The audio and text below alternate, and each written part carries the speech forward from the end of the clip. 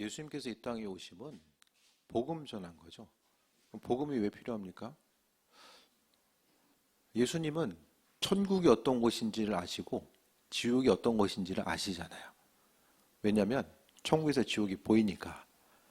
그러니까 하나님 나라를 경험하고 오셨기 때문에 이 땅 가운데 사람들이 그 행함 따라서 맞이하게 될 결론 자체가 무엇인지에 대해서 주님은 아셨던 거죠. 그래서 이 땅에 오셔서 하나님 나라에 대해서 말씀하시고 또 복음이 필요한 사람들, 그러니까 복음이 필요하지 않은 사람은 없죠. 그 복음의 소식이 없으면 모든 사람이 멸망에 이를 수밖에 없기 때문입니다. 그래서 주님은 이 땅에 오셔서 또 은혜가 충만함 가운데 하나님 나라를 전파하시고 그리스도 예수 주님이 없어서 복음이 없어서 죽을 수밖에 없는 한 사람을 또 세워서 또 살리시고 나아가는 모습을 보이는 거죠. 그래서 주님도 각 지역에 다니시면서 복음을 전파하시고 제자들에게도 동일한 사명을 맡겨주시고 또 각 지역으로 전파하면서 보내셨던 거죠. 그래서 하나님 나라에 대해서 이제 말씀하고 있는데 결국 전도는 어떤 사람이 하냐면 하나님 나라를 경험한 사람들이 전도도 할 수 있죠. 한 영혼 한 영혼에 대해서 안타까운 마음을 가질 수 있는 사람들은 천국이 어떤 곳인지 또 지옥이 어떤 곳인지를 말씀을 통해서 아는 사람들. 그리고 이제 제가 가끔 천국과 지옥에 대한 그 간증 얘기를 좀 해드리면서 신선종 목사님 말씀을 가끔 드리잖아요. 그분도 그 국내에서 있어서 그 가장 큰 대형 교회에 담임을 하셨고 또 그 신학교 이제 총장까지 하신 그분이 교수까지 하신 그분이 이제 결국 천국과 지옥에 대해서 하나님께서 이제 환상 가운데 보여주시고 나서 어떻게 되죠? 이제 선교사로 헌신하고 나아가시잖아요. 그러니까 한 영혼 한 영혼에 대한 그 관심과 그 사랑과 은혜, 그래서 한 영혼 한 영혼을 바라보고자 하는 그 인도하심이 무엇인지에 대해서 깨달아 아는 사람들은 또 승리하는 귀한 삶을 살 수 있고 나아가서 복음 전하는 귀한 삶 또한 살아갈 수 있음 또한 말씀하고 있습니다. 오늘 본문 가운데 보면은 주님께서 70인을 세우사 또 각 동네와 지역으로 둘씩 앞서 보내시면서 뭐라고 말씀하십니까? 2절에 추수할 것은 많되 일꾼이 적으니 그러므로 추수하는 주인에게 청하여 추수할 일꾼들을 보내주소서 하라라고 말씀합니다. 일꾼들이 부족하다라고 이야기하는 거. 그러니까 주님 보시기에요. 주님의 때와 또 지금도 마찬가지로 추수의 때가 가까워오고 또 주님은 한 영혼 한 영혼에 대해서 또 구원하기를 원하시는 그 아버지의 뜻과 인도하심이 있었던 것을 보게 됩니다. 하영이 앞으로 오고 하진이 옆쪽으로. 할 말을 하고서 해야지 또 계속 신경을 쓰여서 어느 순간부터 앞이 없어. 빨리 와 빨리.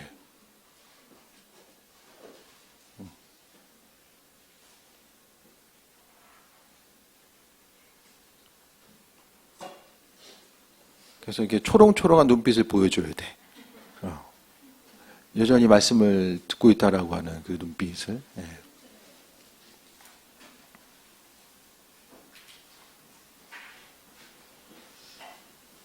예수님께서는요,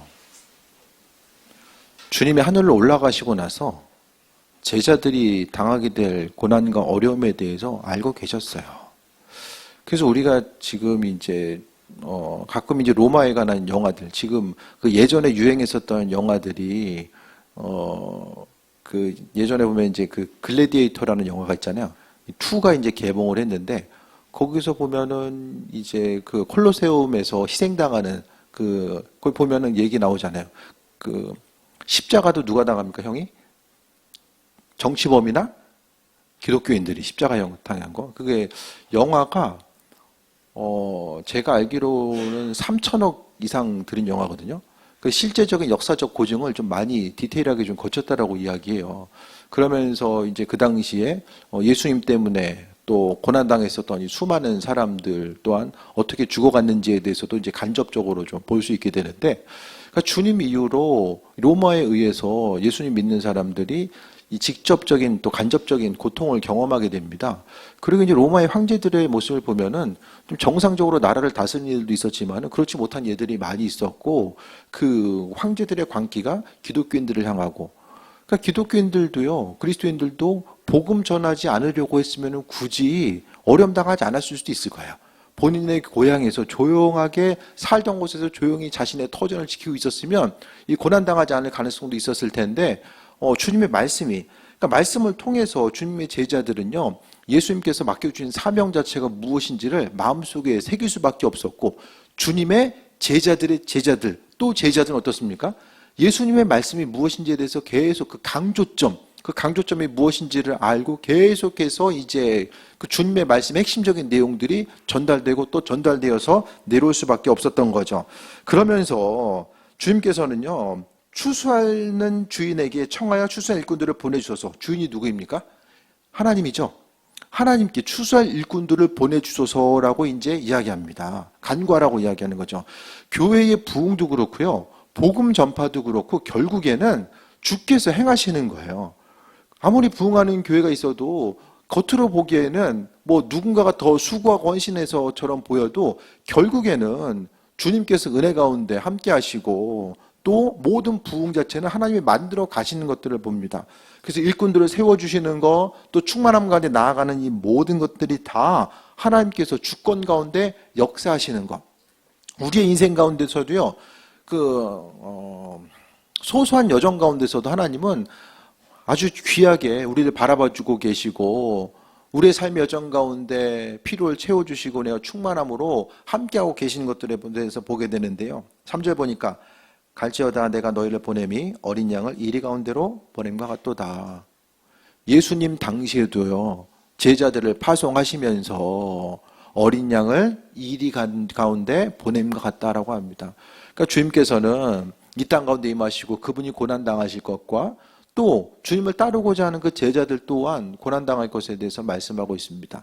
그래서 그리스도인으로서, 신앙인으로서의 삶을 살아가는 데 있어서 결국 주님 닮아가고자 하는 모습, 말씀대로 순종하는 모습이 없으면 이 땅에서 고난당할 필요가 없어지게 됩니다. 그러니까 믿음 생활이 불편하고 어렵고 고난의 모습이 따를 수밖에 없는 것은 말씀대로 살려고 하다 보면 이 시대에도 또 고난이 뒤따를 수밖에 없는 거죠.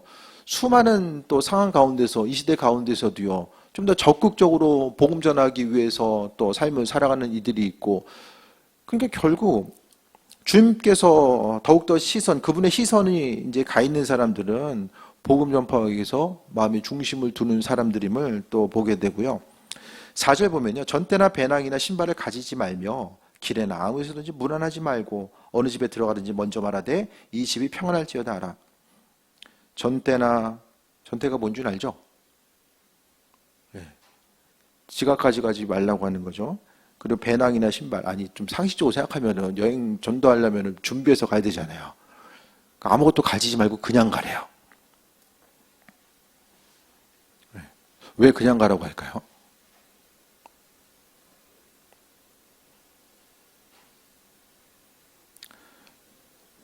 예를 들어서 부모님한테 저 나중에 성공하면 효도할게요. 이거 이렇게 되면 이렇게 해야 되겠다 생각들이 있잖아요. 그날이 옵니까? 그날이 올 수가 없어요. 지금 하지 않으면 못하는 거죠. 그래서 더 많은 것들이 준비된 상태에서 내가 움직이고 나아가는 거. 목사 안수를 받을 때도 내가 더 완벽하게 준비돼가지고 온전한 상태로 내가 이제 다 준비된 상태에서 이제 안수받아야 되겠다. 언제? 어떻게 받아요, 그래? 준비됨의 기준이 어디 있어요? 그러니까 우리가 주의를 감당함에 있어서 어떤 것을 준비하는 것도 중요하지만 그것보다는 주님 의지하고 나아가는 거예요. 필요에 대해서 주님께서 채우실 줄 믿고 나아가는 거죠. 그러니까 우리가 기도하면서도요, 잊지 말아야 될 것은 제가 좀 가끔씩 저도 이제 좀 정신줄을 잡아야 되겠다. 정신줄을 좀 다 잡아야 되겠다라고 생각할 때는 제가 이제 가끔씩 이제 그 정필도 목사님 설교를 듣거든요. 그분 설교를 들으면 그분은 아주 인생이 단순해요. 하나님을 향한 단순한 믿음을 가지고 간구하고 아버지께서 하실 줄 믿고 기도하는 거죠. 기도할 때도 그냥 뭐 해주시면 좋고 아니면 말고가 아니라 정말 간절히 죽을 힘을 다해서 기도하고 또 하나님께서 즉시 응답하실 것에 대한 소망함과 기대함 가지고 나아가는 거. 그래서 기도라는 것 자체 하나님과의 관계성이 그냥 기도하면 언젠간 이거 이루어지시겠지 그게 아니라 하나님께서 하실 줄 믿고 나아가는 그 간절함과 기대함, 그것이 이제 기도의 습관이 되고 하나님께서는 기도에 대해서 응답하시는 분, 이것에 대한 이 원리와 공식 자체가 주님의 예비하심에 대해서 또 기도하고자 하는 이들에게 하나님께서 하나님의 방법대로 또 부어주심을 경험하는 거죠. 이게 이제 믿음의 선순환입니다.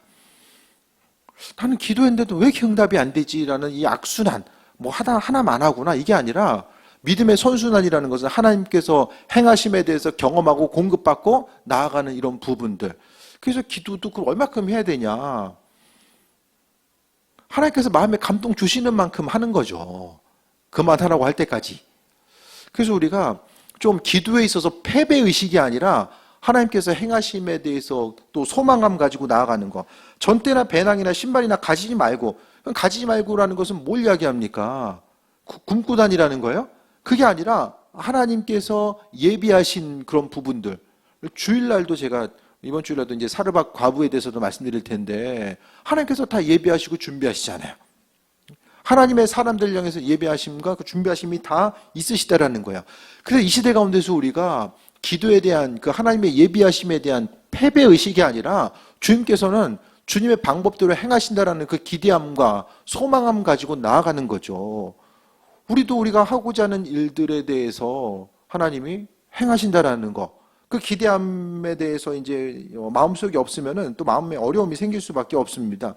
그래서 기도가 어떤 패배의식이 아니라 소망함 가지고 나아가는 그 은혜와 충만함을 누려야 되고 아버지께서 하실 것에 대한 그 기대함과 소망함이 있어서 항상 무엇을 하든지 간에 주님은 주님의 방법대로 일하신다라는 것에 대해서 중심을 두고 나아가야 됩니다.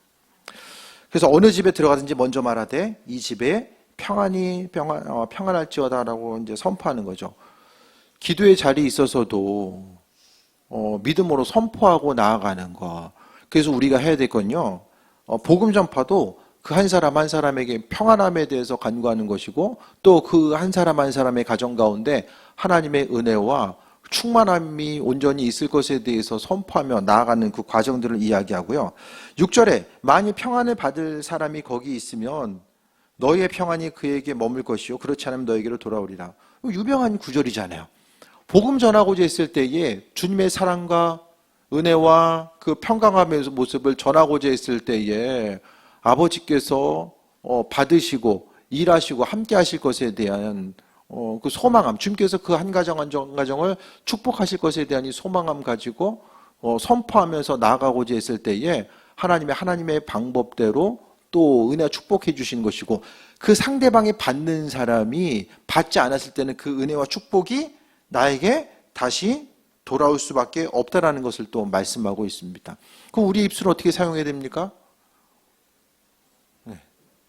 최대한 축복하고 하나님의 사랑과 은혜에 대해서 간절히 기대함과 소망함 가지고 나아가는 거죠. 그래서 무엇을 하든지 간에 주님이 하실 줄 믿고 또 그분께서 주인 되시는 귀한 삶을 살아가는 거예요. 그래서 최선을 다해서 복음 전파함이 하나님 나라가 어떤 곳이고 그것을 말하는 것도 중요하지만은 중요한 것은 은혜와 축복. 그러니까 복음 전파함에 있어서 은혜와 축복을 빌고 또 그들을 위해서 기도하고자 했을 때에 하나님의 뜻대로 이루시고 함께 하시는 것들을 경험하게 되는 거죠. 그래서 사람이 이제 변화되는 거, 또 복음으로 충만케 되고 그 예비하심과 그 은혜 가운데 온전한 삶을 살아가는 거, 이 모든 것들이 다 하나님의 주권적인 영역입니다. 사람이 세워지는 거, 또 교회가 세워지고 또 우리 한 사람 한 사람의 믿음으로 승리하고 나아가는 이런 과정들 모든 것들이 다 하나님께서 그분의 주권 가운데 이루시는 것들을 보게 됩니다. 그래서 우리가 해야 될 것은 평안함에 대해서 계속 선포하고 나아가는 것. 선포가 능력입니다. 예수님도 선포하셨잖아요. 기도도 선포하는 것입니다. 내가 내 입술로 선포했을 때에 내 영이 듣고요. 주변 사람들이 듣고 또 악의 세력들이 듣는 거죠. 그래서 우리 입술은 빛입니다. 빛. 그래서 이 빛으로서 주님께서 원래 불러주셨고 우리 입술의 고백 또한 빛이 되어서 어둠을 물리치고 나아가실 은혜와 충만함. 그래서 우리가요. 하나님 허락하신 은혜와 충만함. 그러니까 믿음과 먼저 내가 믿음이 있어야 되죠. 그 믿음을 근거로 한 이런 그 축복에 대해서 우리가 선포하고자 했을 때에 하나님의 방법대로 이루실 줄 믿고 나아가는 거죠. 사람은 알 수 없지만은 하나님은 그분의 뜻대로 우리를 불러주시고 은혜 가운데 함께 하시는 예들을 우리가 발견하게 되는데, 모든 일들 가운데서요, 우리는 그냥 스피커예요, 스피커. 도구이고 스피커고 그분께서 행하시는 것들에 대해서 바라보는 거죠. 그래서 믿는 자로서 선포하고 하나님의 일하심 자체에 대해서 또 발견하고 나아가는 거. 그래서 믿음의 선포가 능력된다라는 거. 교회에서 유명하게 이제 치유사역 하시는 분이 있는데 보면은 키가 작았던 아이가 기도 받고 나서 20cm가 큰 얘가 있고, 뭐 키 작은 게 질병은 아니잖아요. 근데 이렇게 키가 커지는 커져가지고 이게 간증하는 영상도 보이고, 없던 머리숱이 갑자기 이제 그 기도 통해서 풍성해지는, 예, 그런 부분들. 이 살이 빠지는 것들은 제가 몇 번 말씀을 드렸잖아요. 그러니까 하나님이 뭐 이런 것까지도 하실까? 이렇게 생각할지 모르겠지만은, 뭐 작은 아이에게는 그게 좀 뭐 컴플렉스가 될 수도 있고, 머리숱이 없을 때는 이게 또 있는 분들은 잘 모르겠지만 없는 분들은 좀 되게 신경 쓰는 부분들이 될 수도 있잖아요. 그러니까 여러 가지 부분에 있어서 뭐 이런 것까지 하나님이 신경 쓰실까라고 생각할지 모르겠지만은, 그 모든 것 가운데서 하나님은 세상을 지으시고 함께 하시는 것. 그러니까 뭐 사람이 이제 언젠가는 뭐 몸에 이제 어느 순간은 약해지고 또 죽을 수밖에 없고, 또 그러니까 중요한 것은 기도했을 때에 문제가 해결되는 것도 중요하죠. 어려운 문제들, 장애물들이 해결되는 것도 중요하지만, 그거보다 더 중요한 것은 기도하는 가운데 하나님이 응답하시는구나. 그분이 응답하시는구나. 그것에 대한 그 온전한 믿음이 굳건해지는 것. 어떤 치유와 또 회복을 경험하는 것도요, 문제 해결도 중요하죠. 그런데 더 중요한 것은 하나님의 방법대로 행하신다라는 거. 우리 그 소소한 기도 제목들 가운데서도 하나님께서 응답하시고 관심을 기울이고 계신다라는 것이 우리의 삶에 있어서 어떤 소망이 되고 또 기쁨의 요소가 되지 않나라는 생각을 해보게 됩니다. 그래서 7절에 보니까 그 집에 유하여 주는 것을 먹고 마시라. 일꾼이 그 삭슬 받는 것이 마땅하지 아니하냐. 이 집에서 저 집으로 옮기지 말라. 8절에 어느 동네 들어가든지 너희를 영접하거든 너희 앞에 차려놓은 것을 먹고. 하나님의 예비하심, 복음 전파도 그렇고 서두에 말씀드렸던 것처럼 하나님의 방법대로 예비하고 계신다라는 것에 대해서 말씀하고 있어요. 그분의 예비하심과 은혜와 충만함이 온전히 있음으로 인하여서 우리가 또 새해 먹고 나아가는 것. 그래서 그 그리스도 예수 이름으로 또 이루어지는 모든 것들은 다 그분께서 처음부터 계획하시고 만들어 가시는 거죠. 주회를 감당할 수 있는 어떤 그 의지, 내가 이것을 해야 되겠다는 의지 또한 아버지께서 허락하지 않으면 못합니다. 뭔가 꾸준히 계속해서 움직이고 반응할 수 있는 것도 하나님의 방법대로 행하신다는 것에 대해서 바라보고 나아가는 거예요. 그래서 하나님의 방법대로 행하신 것, 그리고 그분은 그분의 예비하심이 있다라는 것에 대해서 또 믿음으로 또 소망 가지고 나아가고자 했을 때에 하나님의 일하심과 예비하심을 보는 거죠. 그러니까 결국 주님의 예비하심 어떤 사람들이 경험합니까? 기대하는 사람, 믿음으로 기대하는 사람. 주께 기대하는 바가 없으면 응답 받을 것도 없어요. 기도하는 제목들이 정말 간절하세요? 좀 간절함이 있으십니까? 예? 하나님의 예비하심에 대해서 소망하며 나아가고자 했을 때에 주님께서 반드시 이루실 것에 대한 정말 간절한 기도 제목이 있으세요?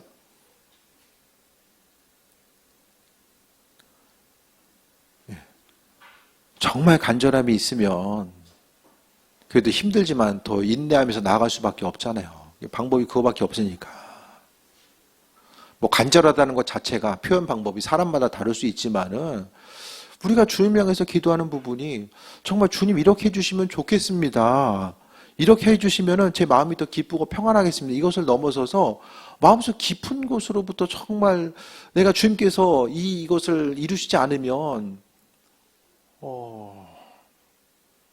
내 마음에 있어서의 그 어려움들, 또 고통과 고난의 모습, 시편 기자들이 그 마음의 그 절박함을 잘 표현하고 있잖아요.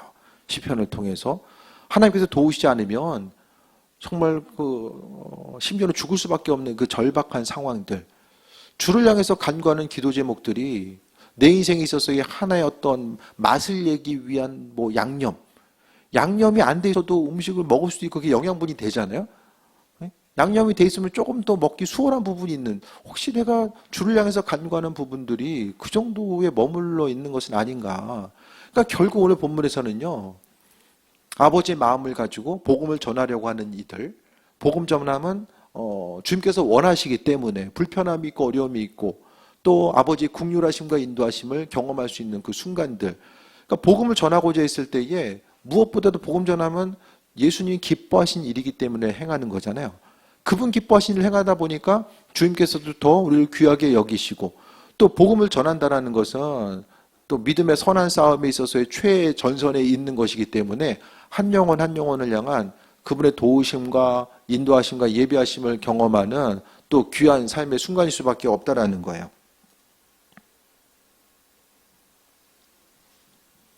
8절 다시 한번 봅니다. 어느 동네 가든지 너희를 영접하거든 너희 앞에 차려 놓은 것을 먹고 거기에 있는 병자들을 고치고 또 말하길 하나님 나라가 너에게 가까이 왔다 하라.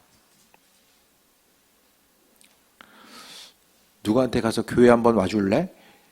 이게 부탁의 뉘앙스가 있나요, 여기? 전도할 때도요, 우린 좀 자존감이 있어야 돼, 자존감.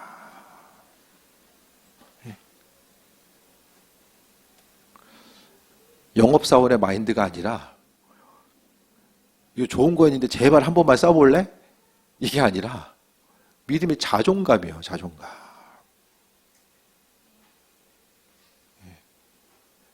교회가 능력과 권능이 있으면 믿지 않은 사람들도 교회를 존중하고 교회를 두려워하는 마음들이 생겨요. 하나님 두려워하기 때문에 교회를 향해서 행하는 것도 두려운 마음이 생긴다니까요. 한국 교회가 부흥할 때는 믿지 않은 사람들도 교회를 생각했을 때 쉽게 생각하고 쉽게 말하지 않았어요. 교회가 힘을 잃어버리면 전도하는 것도 다 좋은데 낮은 자세로서 이게 섬기는 것도 중요해요. 그런데 그 섬김은요, 주님 주신 권능을 기반으로 한, 바탕으로 한 섬김이 되어야 됩니다. 교회는요, 다른 어떤 것보다도 주님께서 허락하신 은혜와 권능, 병자들을 고치고 하나님 나라 가까이 왔다. 병자들을 고치고 치유한다라는 거, 그것에 있어서 핵심 무엇입니까? 주께서 권능으로 함께하고 계시다라는 것에 대해서 말씀하고 있잖아요. 그러니까 교회는요, 주님의 권능이 아니면 뭔가 교회 한번 와줄래라고 부탁하는 거, 그게 아니라 자존감, 믿음의 자존감, 신앙의 자존감, 주님께서 허락하신 이 권능이 있으면 나를 통해서 주님이 일하시는 거거든요. 내 안에 주님이 없고 1대1로 부딪혀서 뭘 하려고 하면은 어렵죠. 사람이 사람 마음 움직일 수 있어요? 요즘 시대는 어떤 시대입니까? 의심부터 하고 보는 시대잖아요. 그러니까 결국 제자들을 파송하시면서 주님께서 이 땅에 오셔서 하나님 나라를 전파하기 위해서 은혜와 능력으로 함께 하시고 하나님의 능력으로 함께 하셨잖아요. 그래서 복음 전하는 이들, 또 복음에 대해서 확신 가지고 전하고자 하는 이들은 주님 주신 권능이 분명하게 있어져야 됩니다. 그 권능을 중심으로 해서, 그래서 기도하다가 마음 받아서 얘기할 수 있는 부분, 손을 얹고 기도했을 때 치유되는 그런 부분들, 주님께서 누구에게 주시는가? 복음 전파하는 이들에게 주신다라는 거예요. 복음과는 상관없는 이들이 아니라 정말 주님 때문에 복음 전하는 이들에게 힘과 능력으로 함께 하시고 은혜 더하시고 섬김도 주님 허락하신 능력 가운데 그 마음의 감동 따라서 받아서 움직이고 반응하는 거예요. 주님의 능력이 아니면요, 전도하다가도 실족합니다. 야, 내가 뭐 이런 것까지 해야 돼? 다른 사람들 복음 전하다 보면 좀 이렇게 자존심이 상할 일도 생기잖아요. 주님의 권능이 있으면 그게 자존심 상할 일이 아닌 거예요. 근데 주님의 권능이 없고 인도하심이 아니면 계속해서 어려움 당할 수밖에 없는 거죠. 마음도 상하고. 내 안에 있어서의 충만한 은혜. 그러니까 결국 내 안에 주님께서 계신다는 것은 마음의 기쁨과 소망함도 이야기하고 또 한편의 입술의 권능과 또 손을 얹고 기도했을 때에 아버지께서 허락하신 은혜와 충만함 또한 경험하면서 나아갈 수 있는 이런 부분들에 대해서 말씀하고 있습니다. 그래서 주님이 행하셨던 일들을 제자들을 파송하시면서 병자들을 고치고 병자들에 대해서 위에서 기도해라라는 것이 아니라 직접 고치라는 거잖아요. 고치고 또 말하길 하나님 나라가 너에게 가까이 왔다. 치유된 것 자체가 하나님 나라가 그들 한 사람 한 사람에게 임한 증거가 된다라는 거예요. 몸이 질병이 치유를 받아도 또 아플 수 있어요. 나이 들고 또 몸이 병들 수 있잖아요. 그런데 치유받았던 기억은 그 한 사람 한 사람으로 하여금 하나님의 권능과 인도하심이 나와 함께 하는구나. 그것에 대해서 마음속에서 주님을 경험하는 그 존재함이 될 수밖에 없다라는 거예요. 10절에 어느 동네에 들어가든지 너를 영접하지 아니하거든 그 거리로 나와서 말하되 너희 동네에서 우리 발에 묻은 먼지도 너에게 떨어버리노라. 그러나 하나님 나라가 가까이 온 줄을 알라 하라. 주님께서 이 땅에 오셔서 우리에게 제자를 파송하시고 우리 보내시는 것은 한 영혼 한 영혼에 대해서 복음 전하고 그것을 복음을 받아들이면 구원받는 것이고 복음을 받아들이지 않으면은 전하는 것까지가 이제 우리의 몫인 거예요. 성경에는 교회 데려다가 앉혀야지만이 된다라고 이야기하지 않고 복음 전하고 받아들이면 그들이 이제 그들의 몫인 거예요. 그래서 먼지를 털어버린다라는 것은 이것은 나에게 책임이 없다라는 것에 대해서 이야기하고 있습니다. 그래서 좀 모든 일을 하든지 간에 좀 자존감, 신앙의 자존감. 교회에서 주회를 감당하는 것도요. 어디서 무엇을 하든지가 내가 이 일을 하는 것이 주님께서 맡겨준 일들을 행하고 있다는 자존감이 있어져야 됩니다. 세상적인 것들, 그 가치관 가운데 스스로를 평가하는 것이 아니라 신앙인으로서 우리가 주님 원하시고 기뻐하신 일들이 무엇일까에 대해서 돌아보고 그 은혜 가운데 충만함 누리는 그 귀한 삶을 살아가야 되는데 항상 하나님은 우리 한 사람 한 사람을 불러주시고 함께 하신 거. 그래서 앞으로의 시대는 마찬가지로 복음 전하기 점점 더 힘든 시대가 될 수밖에 없는데 한 가지 중요한 것은 왜 믿지 않는 사람들이 왜 교회에 가야만 하는가? 그리스도 예수가 왜 필요한가에 대해서 그것이 이해가 되고 동의가 되면 교회를 갈 거예요. 분명하게 그것이 이제 이해가 되면 가겠죠. 그러면 인생 가운데 그리스도 예수가 필요한 이유를 누가 증명해야 됩니까? 그 옆 사람 가운데 있는 우리가 그것을 증명하고 나아갈 수 있어야 되는 거예요. 그것에 대해서 전도 얘기할 때마다 제가 강조드리고 있는 것이 믿는 사람들, 복음에 대해서 관심을 기울이고 나아가는 한 사람 한 사람이 무엇보다도 주님의 능력을 경험하고 나아갈 수 있어야 된다는 거예요. 능력 없으면 이 땅 가운데서요. 주님 허락하신 능력이 없으면요. 신앙생활하기도 힘들어지고요. 목회하는 것도 힘들어지고요. 쉬운 게 없어요. 우리 한 사람 한 사람이 내 안에 주님이 허락하신 능력이 있고 그것을 통해서 세임 얻는 귀한 삶을 살고자 하는 것. 그래서 오늘 본문 가운데서 전도를 어떻게 해야 되는가. 분명하게 전도는 하나님께서 예배하고 계신다. 주께서 우리를 불러주셨고 아버지께서 우리를 불러주셨다는 것과 또 하나님의 예비하심과 인도하심이 있고 전하고자 했을 때에 하나님은 받고 안 받고는 그 사람이 책임이라는 거예요. 그리고 중요한 것은 우리가 전도하고자 했을 때 능력으로 전도하라. 복음의 능력 가지고 복음의 능력이 있어요. 그리스도 예수 주님 안에 능력이 있고요. 그렇기 때문에 내 안에 주님이 계실수록 그 안에서 온전한 복음의 능력의 역사들이 나타날 수밖에 없어요. 신앙인으로서 복음의 능력이 없으면요. 말을 함에 있어서 선포한 말을 하나님이 책임지신다라는 그 확신. 여러분이 선포한 것도 하나님 책임지신다라는 그 확신이 있으세요? 우린 정체성이 어떻습니까? 우린 누구입니까? 우린 신앙인이라는 정체성을 가지고 있습니까? 아니면 믿지 않는 사람들과 함께 더불어 살아가면서 또 그들의 정체성을 갖고 있는가? 교회는 그리스도 예수, 주님의 정체성이 분명히 있어야 되고요. 주님의 정체성은 예수님께서 행하셨던 그 사역을 통해서 분명하게 드러나고 증거될 수밖에 없어요. 이 땅 가운데서도 수많은 일들이 주님께서 예배하고 계시고 함께하고 계시죠.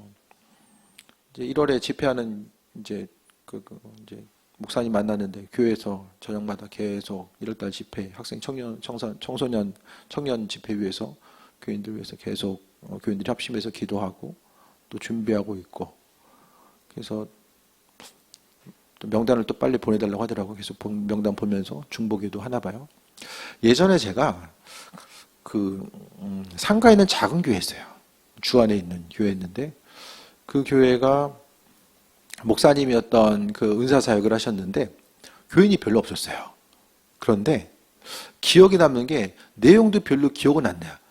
근데 그때 중학교 3학년이나 아니면 고등학교 1학년쯤 되는 그 여자 학생 2명이 있었거든요. 교복 입고 와서 이제 그 목사님 강의하시고 세미나라는 자리에 거기 앉아서 함께 참여하고 이 초롱초롱한 눈빛을 가지고 이제 함께 바라보는. 우리 교회에서 제가 세미나 한다 그러면 뭐 누가 오겠어요? 네? 청년 학생들이 와가지고, 야, 정말, 왜 이렇게 됐냐? 나중에 이제 그 목사님 얘기가 별로 공부에도 관심이 없고, 네? 신앙에도 별로 관심이 없는 아이들인데, 아이들이 이제 은혜 받은 거예요. 성령 받고 나서 아이들의 태도와 자세가 달라진 거예요. 그래서 이제 그때 이제 내용은 기억이 안 나는데 두 학생들의 모습인지 기억이 나더라고요. 앞으로의 삶의 여정 가운데서도 이제 생활해 봤을 때에 지금 뭐 학생들이나 이제 청년들이 인종이 다릅니다. 우리랑 같은 인종으로 생각하면 안 돼요. 다른 인종이다. 제 결론은 다른 인종이다. 그 미전도 종족을 향해서 우리가 해야 될 것은, 그러니까 공통적으로 어떤 제가 이제 청년 사역에 대해서 이제 잘 사역하시는 교회 또 책도 좀 사서 읽어보고 좀 이 모양 정으로 봤을 때 결론은 성령 사역입니다. 성령께서 마음 만지지 않으면은 행할 수가 없어요. 또 예배를 위해서 이제 기도로 준비하고 하나님의 일하심과 예배하심을 경험하고, 참 뭐 이렇게 꿈 같은 얘기, 뜬금없는 얘기가 아니라 전심으로 중보기도 하고, 성령의 능력이 아니면 복음을 받아들이지 않는 사람들, 교회 밖에 있는 사람들이나 교회 안에 있는 미전도 종족이나 다 마찬가지로 변화될 수가 없다라는 거예요. 그래서 손을 얹고 기도하고 나아가는 것. 그래서 이번 집회 가운데서도 하나님께서 큰 은혜로 베풀어 주시고, 또 어떤 기름 부음의 사역이 있을 때에 또 여러 가지 또 하나님 하실 일들이 또 나타나고, 또 은혜 가운데 충만함 누리고 나아가는 그런 모습. 그 되기 위해서는 이제 중보기도 하고, 또 모든 일들함에 있어서 주님은 하나님의 계획하심이 있지만 그래도 기도해야 된다는 것을 계속해서 강조하고 있잖아요. 내년 한 해도 마찬가지입니다. 교회가 또 하나님의 뜻을 이루어 나아가는 것, 해외 선교도 다 좋은데 국내에 있어서의 교회에 있어서의 어떤 베이스 캠프의 역할을 감당하기 위해서는 국내에 있는 교회들이 더 또 부흥하고 사명 따라 온전한 삶을 살고, 또 주변 한 사람 한 사람에 대해서 관심을 기울이고 나아가는 부분들이 선행되어야 되고요. 그 모든 것들을 하기 위해서는 교인들 먼저 성령으로 하나 되고, 그 심령 가운데 교회의 전도의 열정이 타오르고 주님의 불로 타오르게 되면 본질 아닌 것들은 아무것도 아니에요. 그런데 그 복음 전파, 주님의 일하심에 대해서 관심을 기울이지 않으면 아무것도 아닌 것 때문에 다툼과 분쟁이 나타날 수밖에 없고, 사단이 또 그것을 계속해서 이용할 수밖에 없습니다. 그래서 본질 아닌 것에, 그러니까 이게 본질인지 비본질인지는 본질이신 주님만 바라보다 보면 이게 무엇인지 이제 경험이 되고 파악이 될 수밖에 없어요. 그래서 오늘 본문 가운데서도 하나님의 은혜와 충만함에 대해서 경험하고 나아가는 온전한 삶, 복음에 대해서 전하고 믿음의 담대함과 자존감, 겸손함으로 섬겨야 되지만은 그 복음을 전한 한 사람 한 사람이 내가 누구냐. 비슷한 얘기 계속 드리잖아요. 왕의 자녀로서 그 복음을 담대하게 전해야 된다라는 거. 그것에 대해서도 말씀드립니다.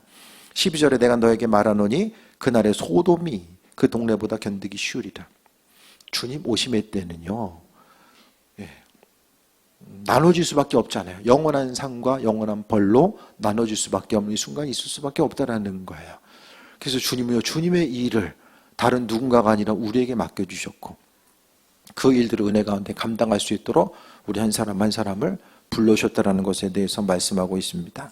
그래서 믿음의 자존감, 그 자존감 가지고 내 한 몸 그냥 잘 간수하고 나아가는데 중요한 것이 아니라 주님의 은혜와 주님의 능력이 필요한 이유는 뭐예요?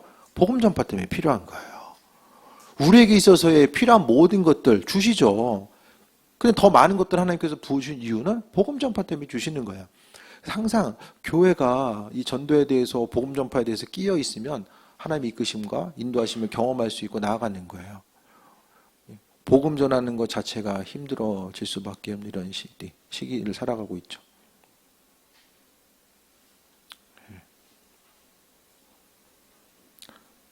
그 밴드에서 다른 데 좀 글을 봤더니 한 목사님이 아이들 전도하다가 그 부모가 이제 경찰서에 신고했어요. 왜? 전도하면서 이제 목사님이 야, 너 어디 사냐 물어본 거야. 개인정보 보호. 잘 해결되긴 했는데 어디 있었냐고 물어보면 이게 개인정보 아이한테 이제 이게 걸린다는 거예요. 우리가 이런 시대를 살아가고 있어요. 이런 시대. 네. 앞으로 복음 전하기가 점점 불특정 다수를 향해서 나가서 복음 전할 수 있는 때가 생각보다 얼마 남지 않았어요. 깨어서 기도할 때 주님의 권능이 아니면 작은 것 하나도 힘들어지는 때가 앞으로의 시대일 것입니다. 믿음의 다음 세대들도 우리가 신앙생활하는 시대보다 훨씬 더 힘들고 어려운 시기를 경험할 수밖에 없어요. 그래서 믿음으로 담대하고 하나님의 살아계심을 심령 깊은 곳으로부터 경험하지 못하면 세대 가운데 이 시대의 풍조에 휩쓸려서 세상이 정해놓은 규칙 또 가치관에 휩쓸려서 그 가치관 가운데 또 내가 따라가면 승리하고 또 부족하면은 퇴보된 인생처럼 느껴지는 거. 세상이 규정해 놓은 그 틀 가운데 맞느냐 맞지 않느냐. 그것 따라서 마음에 기쁨이 있기도 하고 어려움 당하기도 하고 그런 인생이 아니라 하나님 날마다 주인 되셔서 함께 하실 것에 대한 소망함 가지고 승리하고 오늘 본문 가운데서도 70인을 파송하면서 담대해라. 담대함이 보이잖아요.